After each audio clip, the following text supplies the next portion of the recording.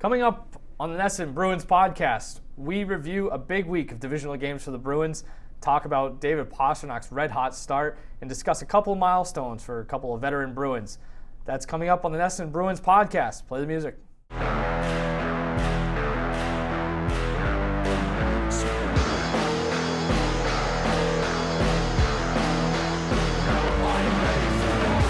Hey everybody, welcome into the NESN Bruins Podcast. I'm NESN.com's Mike Cole, joined by Logan Mullen. I am back from hiatus. You soldiered on without me. Some might see that as an act of betrayal. I texted you and got your blessing. I said, are you going to be offended if I bring somebody else in for the sake of pumping out a podcast? You said no, or do what you want, or whatever. So being the adult that I am, I decided to proceed forward. Wow. So I'm sure it was don't great. You come kicking in the doors whining. Sure it was great. Sure it was great. Well, I'm sorry. I'm just, it's right around lunchtime right now. I'm still trying to digest. My lunch schedule got thrown off today a little bit, so I'm still trying to find my balance here. So it is what it is. Let's talk about the Bruins. Let's talk about hockey. The Bruins are good. I don't know. I know did you and Adam London discuss similar matters last week? The Bruins were good last week. They're still good this week. Yeah, most of it last week was more so, and I'm floored that you didn't listen and frankly insulted. I only listened twice. It was more so, that was, a week ago today. So it was right before they were about to play Tampa and then Toronto twice.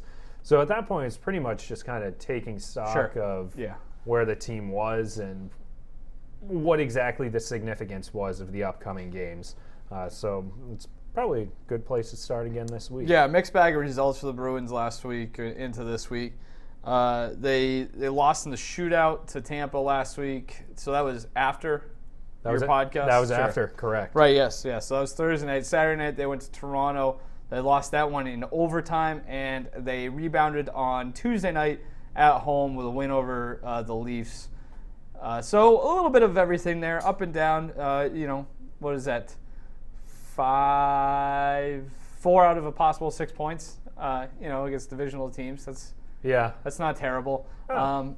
You asked good divisional teams. You asked me in our little email exchange rundown if I have a better idea where the Bruins are after that stretch, and my answer to that is no. Yeah, I think they're good still. When they play well, they're going to win. When they don't play to their fullest against those teams who are considered the elites of not only the division but the conference, they're going to lose those games. They still did enough in each of those losses to be competitive and to win those games even. They get out of their points. A couple defensive breakdowns on Saturday night and a lack of secondary scoring in the Tampa Bay game did them in. But those are correctable issues, and that's just the ebbs and flows of an 82-game season. So I don't really have a strong opinion on them that either changed or stayed the same. Yeah, well, it's also, today's October 23rd. It is. There's only so much value you can put into games that happened over the last week. Biggest takeaway for me would probably have to be the importance of secondary scoring. Sure. And after the Tampa game, Bruce Cassidy admitted as much that if they get secondary scoring, they're probably winning that game. I think it was David Pastrnak had 2 goals, and then Patrice Bergeron had 1. And then you look at the results from recent games. So the game against Toronto that they won, you get goals from Lindholm had the dagger. Brett Ritchie had, I think it was the second one. He did, yes. It was Saturday, even though there are the defensive breakdowns. They did have goals from Jake DeBrusk and Danton Heinen, so you kind of see and look at the results across pretty much the entire season so far. When they get guys outside of, it used to be guys outside the top 6. It was pretty much whenever they'd get scoring from the bottom 6, they'd be good to go. But now it's become so top heavy, and with David Krejci's injury too. Correct. The second line is a little bit of a ragtag bunch right now, so anything from your second, third, or fourth lines is pretty much a step in the right direction for the Bruins. So I think the last week pretty much just underscored how pivotal it is for them to get other guys going, whether that is DeBrusk, whether that's Heinen, whether that's your fourth line guys, whoever it is, they need to figure it out. I think waiting on Charlie Coyle too. He's had some good showings. I thought he was probably the best player on the ice in the season opener, even if he didn't get totally rewarded for it. But again, having him become a little bit more productive offensively would go a long way. I think I'm higher on him than I probably should be. I think he's played pretty well. I thought he was good against Tampa Bay. I was at that game sitting in the balcony, so my opinion may be skewed. Maybe I was just looking at somebody else, but I thought he was pretty good. And, I just think if you continuously do the little things well, and I think DeBrusk to a similar extent, at some point those goals are going to come. I think, I have more of an issue with DeBrusk in terms of, at some point you got to start finishing these. Right. But I guess you can't knock a guy too much for generating chances. I think those guys, once they figure it out, they're going to come along. And that's the issue too.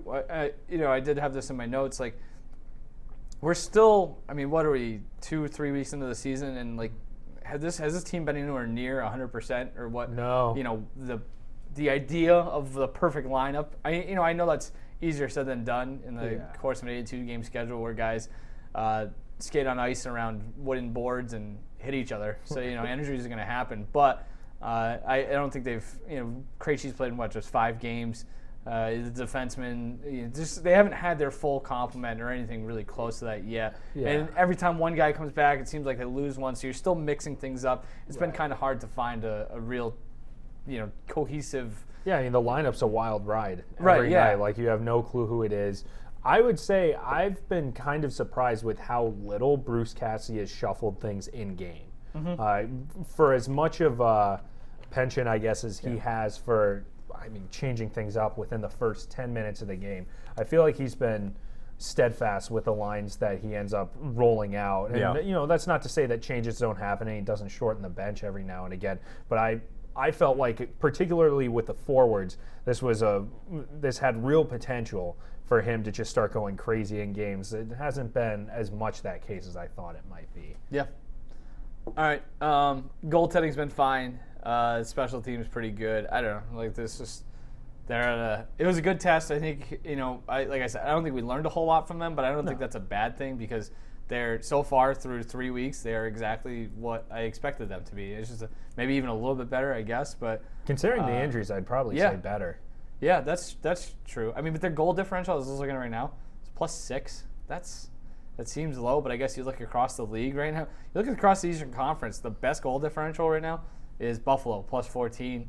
And, other than that, it's +7 in Washington, +7 for Pittsburgh, and then the Bruins at +6. So not a whole lot of dominance across the board at the top of the Eastern Conference. So that's something to keep in mind. Speaking of the Eastern Conference, you had some Leafs thoughts. I do have some thoughts on the Maple Leafs after a couple games of watching Toronto play. So before the season, I'm sure I mentioned this in our beginning of the year podcast, that we were about to see how the approach that the Maple Leafs are taking, where you essentially tie up a third of your salary cap in 3 players, is going to pan out. Now, if you look at the Bruins last year, if you look at the Blues last year, how they get as far as they did, it was because they had depth on all 4 lines, depth on all 3 pairings. But the Maple Leafs tied a lot of their salary cap in Marner, Matthews, and Tavares. And I think what we're starting to see is how much trouble the Tavares injury could put them in because of the lack of depth. Yeah. They're in the sort of X factor in all this, I think, is the Nazem Kadri trade. Whereas if the Toronto had one of their centers go down, be it Matthews or Tavares, you had a guy like Nazem Kadri that could move up and play a top 6 role, and there wouldn't be a drop off. It's similarly to what Charlie Coyle gives the Bruins now. They're not exactly in that position right now. Up the middle, it's Austin Matthews, Alexander Kerfoot, and Frederick Gauthier. And then Nick Shore. There's not a whole lot of depth there. And I think we saw last year, too, what happens when they try and move Nylander over to the middle. So my point in all of this is I think, now, again, October 23rd, there's only so much stock you can put into the results so far. I think it's going to end up hosing them again that they put all this effort and all this attention into these top guys, because what happens, A, if they don't show up like Austin Matthews has the last 2 years in the postseason, or B, if there's injuries. And the defense still stinks. Yep. The defense has sunk them every year. They've got Cody Ceci, who's a fringe NHL player at best, on their top pairing. And the only reason he's on their top pairing is because if they put him anywhere else, that pairing would be the worst in the NHL. Yep. And so they're basically sandbagging Morgan Riley with Cody Ceci. They got Tyson Barrie, who conceivably should be a top pairing defenseman playing on the second line with the corpse of Jake Muzzin. And so every year, the problem always, and Leafs fans can say as much as they want about how Zaitsev stunk, how Jake Gardiner stunk. They're better than what the Leafs have now. I mean, putting Nikita Zaitsev on your second pairing or Jake Gardiner on the third, even for whatever missteps and troubles that they've had in recent years, are still probably better off than whatever it is they're rolling out on their second and third pairings right now. And they did that exclusively so that they could move money out, so that they could sign Matthews and Marner and Tavares and Nylander to the deals that they did.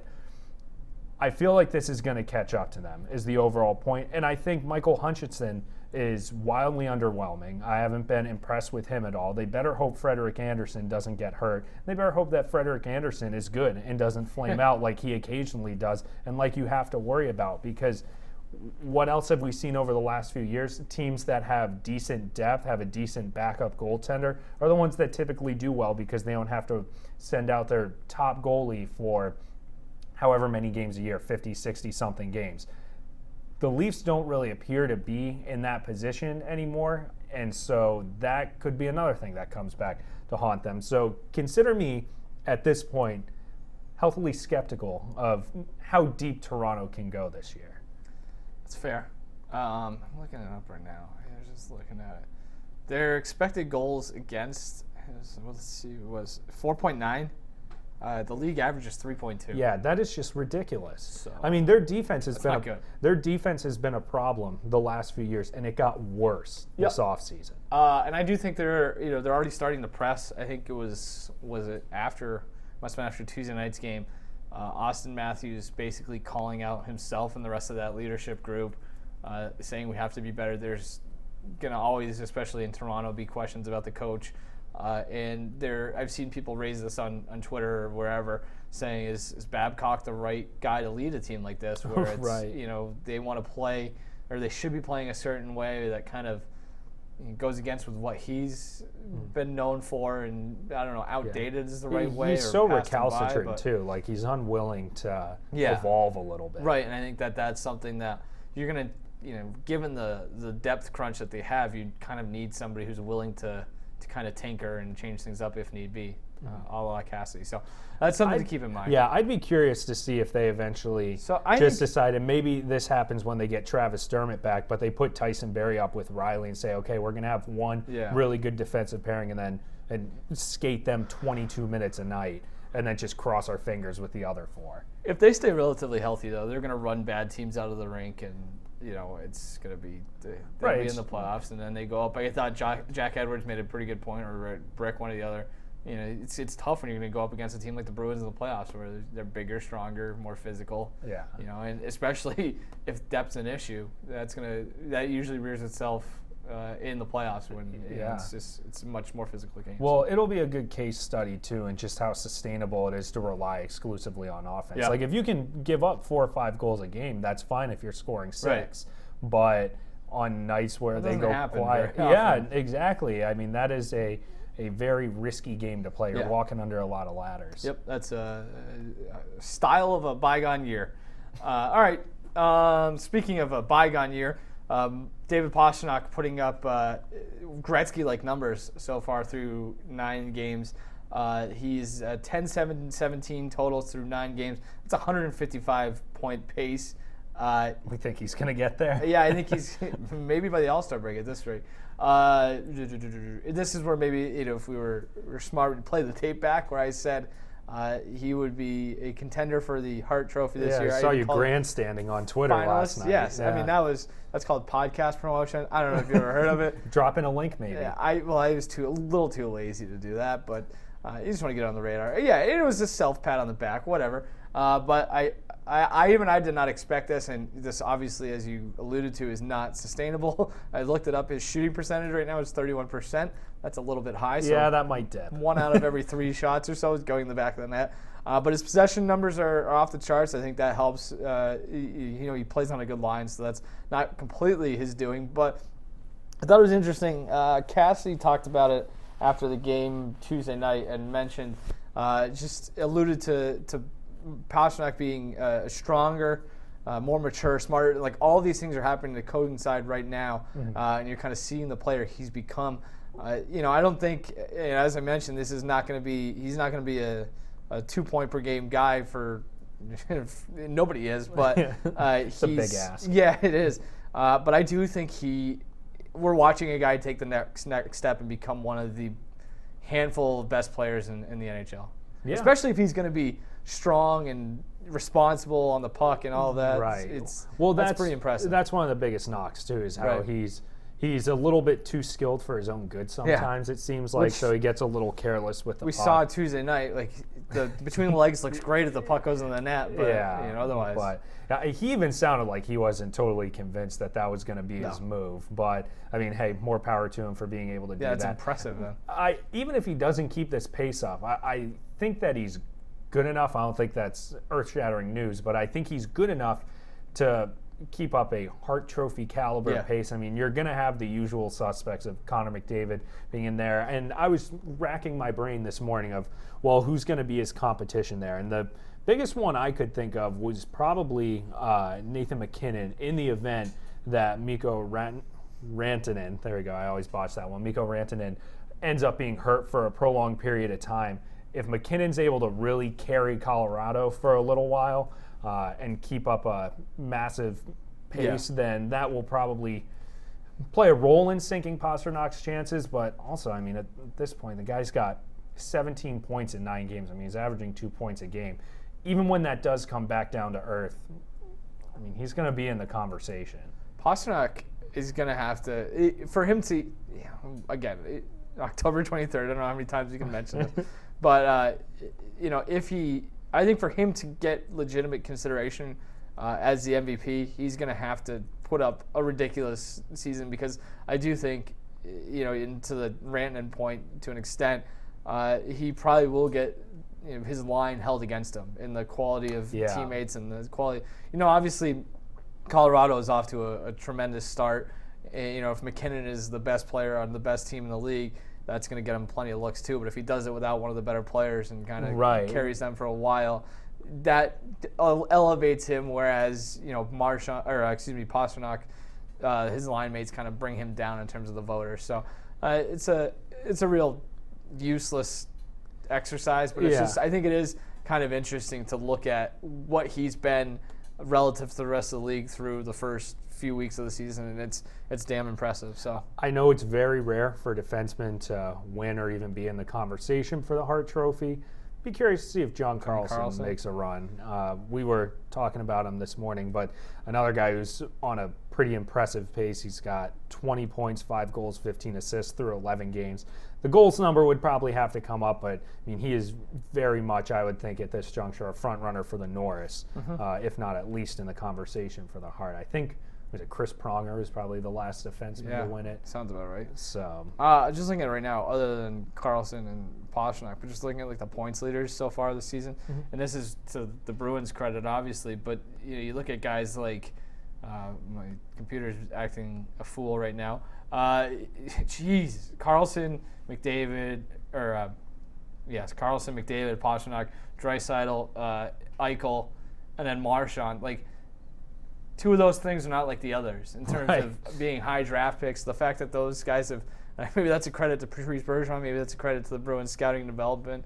But every day that passes, Pastrnak dropping to them at the bottom of the first round in that draft looks more and more improbable. So credit to them.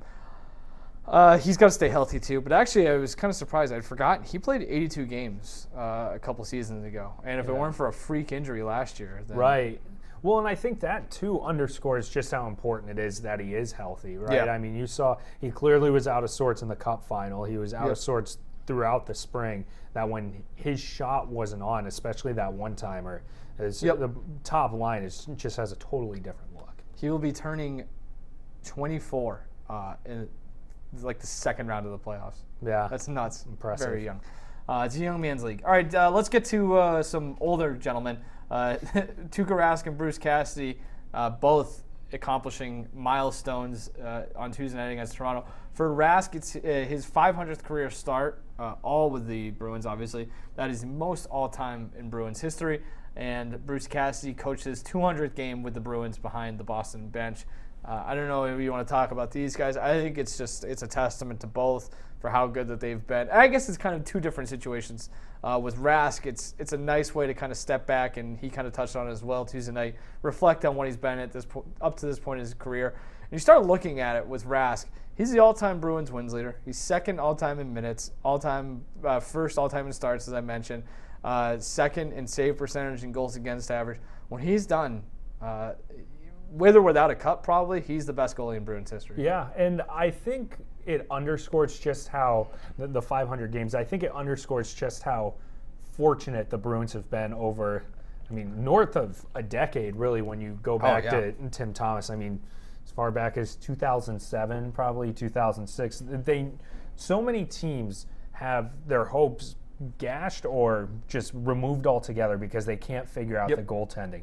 But the Bruins, even when Tuukka Rask wasn't Vezina caliber, he's always been plenty fine. And, he's put under the microscope in Boston because of the position that he plays. Sometimes it goes to an unfair degree. But sometimes if you use comparisons and look around at what other teams in the NHL are dealing with, it kind of highlights just how important Tuukka Rask's contributions have been, even when he's just been fine enough and not elite or not great.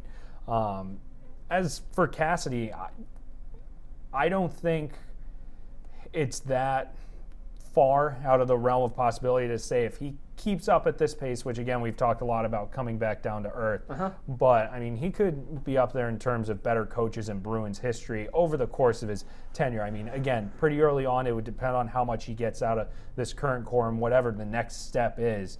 But just the way he knows how to push all the right buttons, and seems to, as shocking of a decision as it was for the Bruins to fire Claude when they did, just no significant drop-off. And in fact, it was a colossal improvement when Bruce Cassidy took over. And you look at this team now, especially with the way they've leaned on younger guys, and every time I watch, Danton Heinen or take your pick of younger guys, I think there's no way these guys would be having any success with Claude as the coach. Not to mention, too, he's been, it hasn't been crippling yet, but been saddled with some salary cap issues in terms of not being able to completely augment that roster when they want to.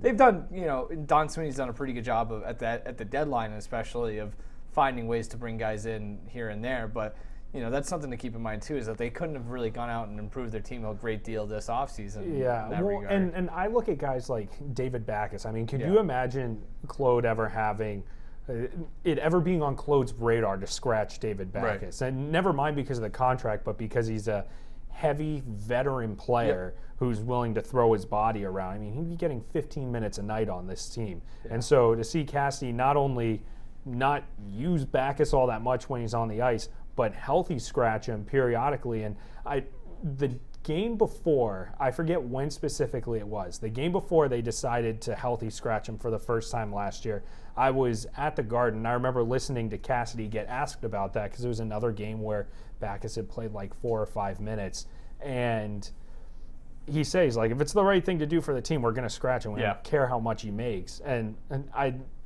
I just don't think that would ever happen with Claude. So when you look at the decisions and the chances that he's taken, they've paid off. Communication-wise, too, it seems like he's pretty good with the players. Almost too blunt sometimes, but I think you'd rather be, a guy be up front with you. You know where you're standing. Yeah, right. Yeah. So I think that's one of the more underrated things about coaches in any sport in the 21st century when you're dealing with millennials and things like that. So he gets credit for that as well. I don't know. I'm not behind the scenes and not in that dressing room, but it sure seems they've responded well. It hasn't turned sour, so it's working. And with Rask, too, a quick note on that. It makes me wonder, with the way that he's playing presently and his age, considering, if you hit 500 games, you're probably closer to the end of your career than the beginning of it. If they decide that it's worth it to keep investing in Halak or a player similar to Halak going forward, just because of how much that preserved Rask and how much he was just raving about it last year. It's tough. What's Tuukka got left on his contract? It's this year and next, right? Sure. So, if he takes a pay cut at some point, then that's something you do. I know it's the big thing right now to invest a lot in the goalie position, diversifying your goalie portfolio with 2 goalies. I think they've done a nice job with that. If the cap continues to go up, and if Rask maybe is willing to stay in that same neighborhood or even take a pay cut after this deal is up, I think that's a sustainable thing, and that's something they should look into, because I think he, as you mentioned, clearly has bought into it, and it's hard to argue with the results. He was fantastic for most of the year last year and only got better as the playoffs approached. So, with him, though, and with Cassidy, to do some real quick big picture thing, until you win a cup, though, it's kind of hard to put them ahead of, the guys that they're chasing in Bruins lore. So, it's hard to argue with, a whole lot of anything that Cassidy's done and say it's not better than Julian, except for the fact that, Claude won the cup and Cassidy had a chance to win it in Game 7 at home. They couldn't do it. Same thing for Rask. He's kind of tied in that regard as well. So, where Tim Thomas goes in and shuts out Vancouver in Game 7 of the Stanley Cup Final, Rask kind of gives up 2 goals on 4 shots, and they're out of the game right away. So not always his fault, not always Cassidy's fault, but that's the obvious next step for those guys. But hell of a job so far from both of them. All right, going back to Tuesday night and kind of just one of the more current events, Carson Coleman will be out for at least a month, I would say. Reevaluating him in 4 weeks. Sure, so probably 6 weeks at that rate. Broken bone in his leg, that's nothing to mess with. Kind of an important piece of the body when you're skating for a living. As part of the whole roster shuffle, Anders Bjork is up and playing. He played pretty well Tuesday night, I thought. He was a minus player, but he had 4 shots on goal. He impressed Cassidy, and I thought there were certain points, they kind of pointed it on the broadcast, where he's in on the forecheck, he's down below the goal line, kind of being a pest. He gives him that good energy, and Cassidy kind of talked about that with, when you lose a guy like Coleman, you need to kind of make up for the energy somewhere, and I think Bjork did that at least for one game. Whether he can sustain it is something that we have to watch now. Right, and I don't think it was insignificant that Cassidy gave him north of 13 minutes of ice time. If he wasn't impressed with him, he would have been playing single-digit minutes. Now he played twice as much as David Backes to tie in our conversation. And so Bjork was actually sent down today. A lot of pundits, I guess, are saying it was a paper transaction. They don't play again until Saturday. So. Right, and Cassidy said that he's like, he wouldn't guarantee that he'd be back up, but he more or less was. And even if you go back and look at that Cassidy quote, he started to say, we're going to send him down, and he kind of stopped himself, so I think it was the plan all along. Yeah, so not exactly surprising. I would be astounded if he's not back Saturday. Yep. But the thing for me is, and I think it was mentioned on the broadcast, is that, and Bruce Cassidy said as much too, that the big thing for Bjork is figuring out the defensive end of his game. Yep. And that made me think about some of the wingers in recent history, dating back to as recently as last season, that didn't figure out the defensive end of their game.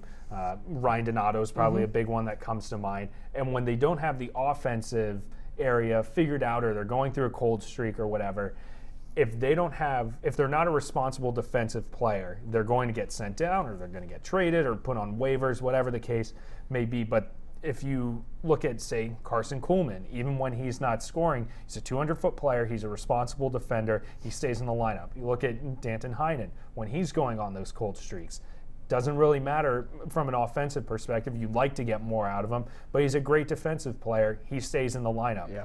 For Bjork, I think they'd be willing to put up with whatever cold streaks that he goes through on offense if he's willing to be a useful defensive player. Small sample size. It looked like he was last night. He looked like he was playing with a little bit less fear than he typically has. Be curious to see if they try and keep him on the left side instead of the right going forward.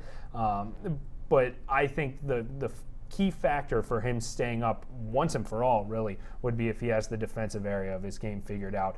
I'd love to see if more people get healthy. I'd like to see them try a Bjork, Coyle, Heinen third line. But that may be off in the distance a little bit because, again, depends all on health.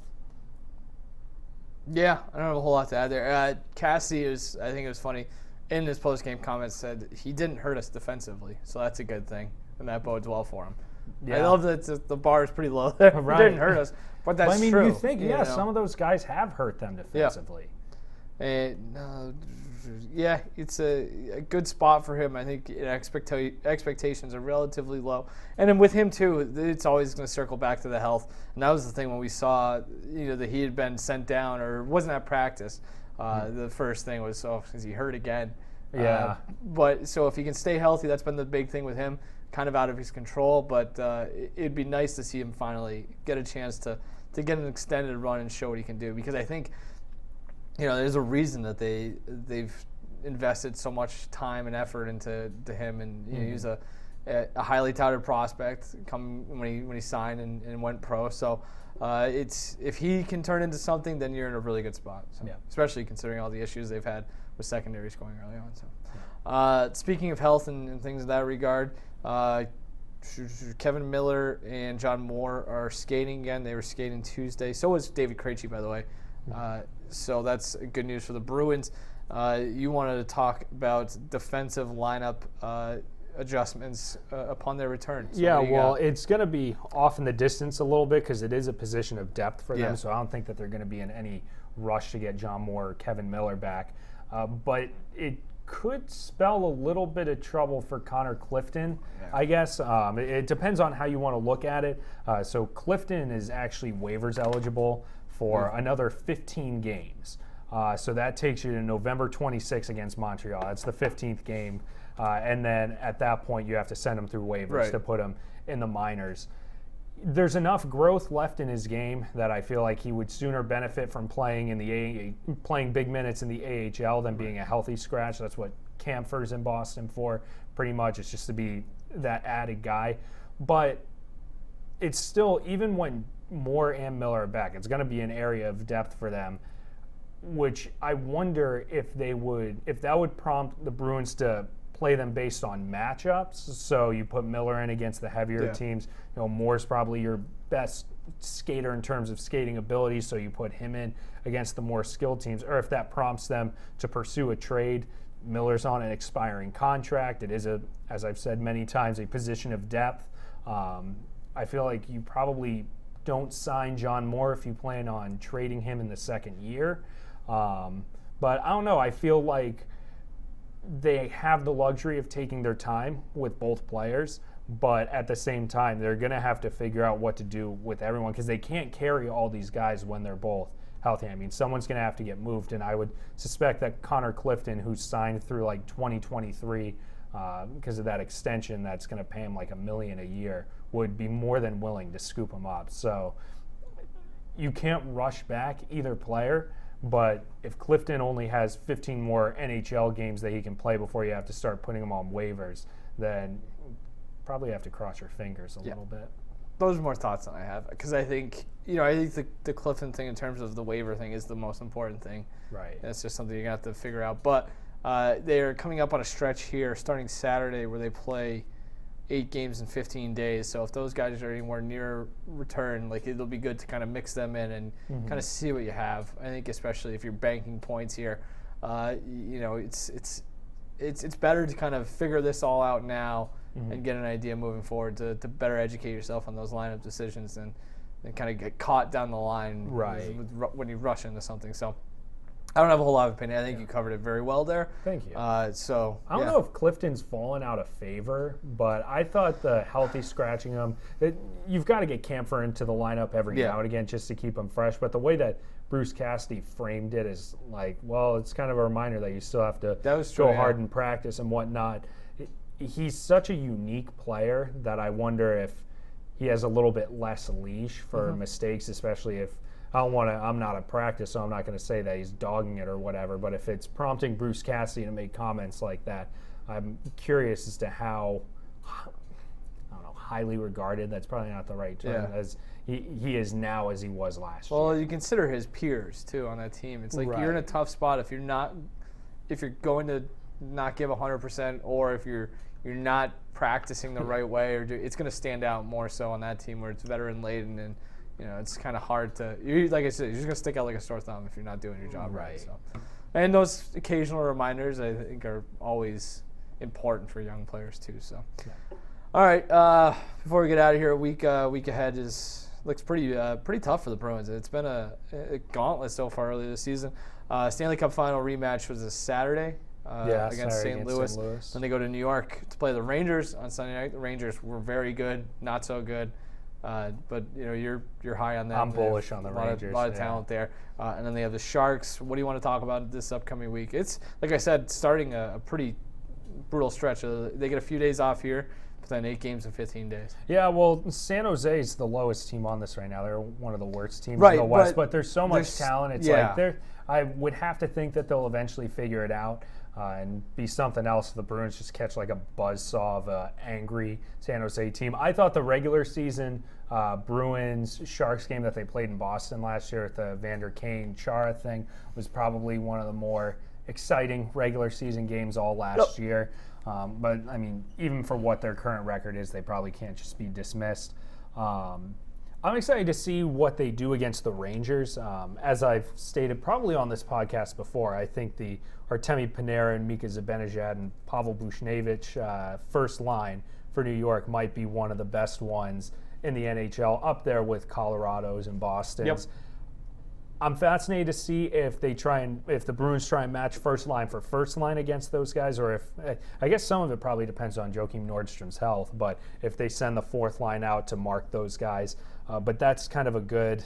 Not that you need a test as to what the first line is capable of doing, but just seeing where they stand against a line like that. Yep. And then I know I'm working backwards here a little bit, but I wonder how much the Bruins actually care about the Blues game. Like, I know that publicly they'll say, oh, it's a new season, whatever, we don't care.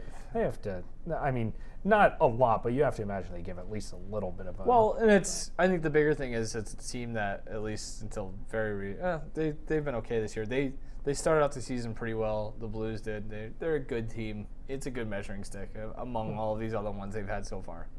So, that's something. With the Rangers, they're going to get a desperate Rangers team. The Rangers have lost 5 straight, including an overtime loss Tuesday night to Arizona.